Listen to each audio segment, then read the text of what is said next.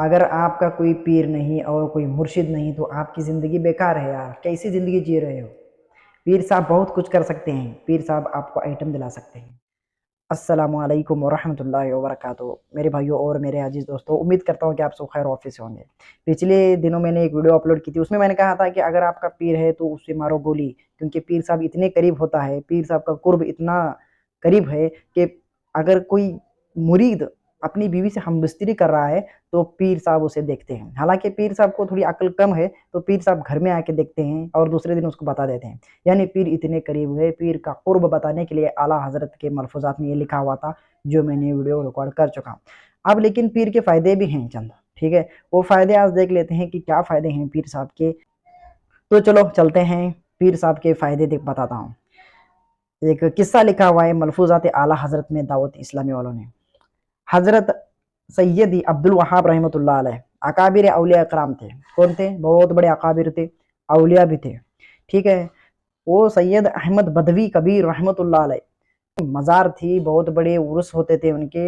उनके मज़ार पर बहुत बड़ा मेला और हुजूम होता था। किसके साहब के? पीर साहब के। जो शख्स इनसे भी बड़ा अकाबिर था, इनसे भी बड़े जो रहमतुल्लाह अलैह थे, वो मर चुके थे, तो उनकी कब्र के ऊपर मेला लगता था, बड़ा बड़ा हुजूम होता था। तो वहां पर गए कौन?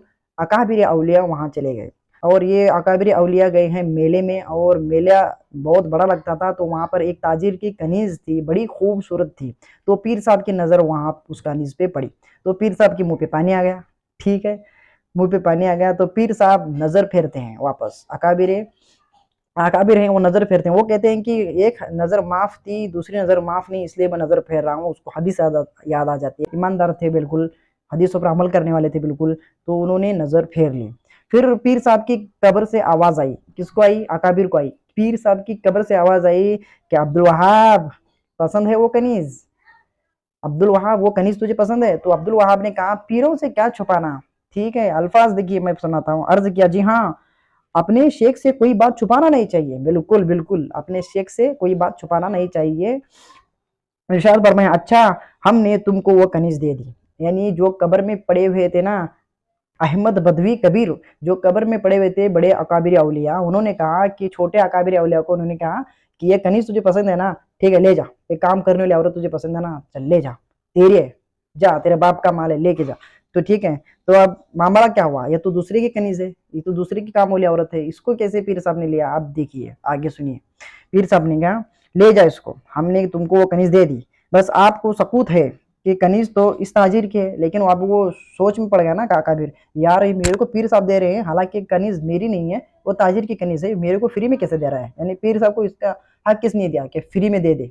यानी वो जो आया था ना भाई ताजिर, उसको इशारा हुआ कि भाई ये पीर साहब को फलाने फला आपकी कनीज है ना, ये पसंद आई हो। कौन से पीर को? कब्र वाले को पसंद आई है। तो उसने कब्र की नजर कर दी, तो अपनी जो कामगार ने लेके आया था ना साथ में कनीज, उसने पीर साहब को फ्री में दे दी। चलो ठीक है, पीर साहब को पसंद है ना, रख लो, नजर कर दी, रख लो, आप रख लो।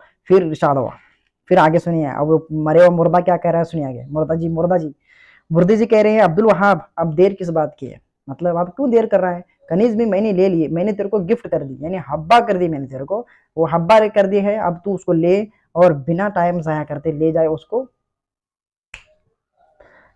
फला हुजरे में ले जा, और अपनी हाजत को पूरा कर।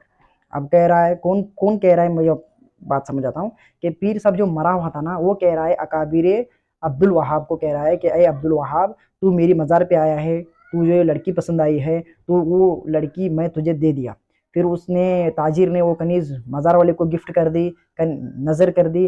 फिर वो मज़ार वाले ने उठा के उस अब्दुल वहाब को वो कनीज दे दी। फिर अब्दुल वहाब से कहा कि अब देर किस बात की, फलां हुजरे में ले जा और अपनी हाजत को पूरी कर।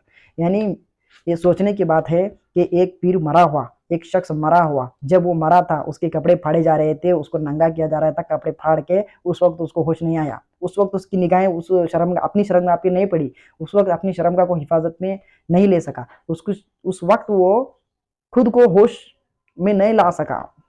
जब उसको गुस्ल दिया जा रहा था तब उस पीर को होश नहीं था, तब वो पीर क्या कुछ नहीं बोल रहा था, तब पड़ा हुआ था मुर्दे की तरह।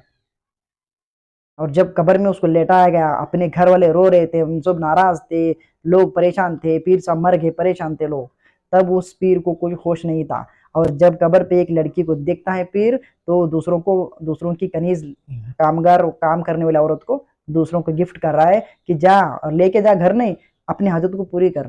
और ये प्लानिंग से पूरी कहानी लिखी हुई है भाई, पूरी प्लानिंग से लिखी हुई है, क्योंकि कुरान मजीद में आता है ना, क्योंकि उस वक्त जो काम करने वाली लोंडियां होती थी वो हलाल होती थी, तो इसलिए इन्होंने कुरान मजीद की वो आयत को ध्यान में रख के क्या है कि इल्ला इल्ला अला अज़वाजिहिम औ मा मलकत अयमानुहुम फ़इन्नहुम गैरु मलूमिन। तो ये इन लोगों का इल्मी लेवल है, ये इनका दीन है कि पीर के भी फायदे इन्होंने लिखे हुए हैं कि क्या फायदा करता है पीर, गर्लफ्रेंड दे सकता है। तो जज़ाकल्लाहु खैरा।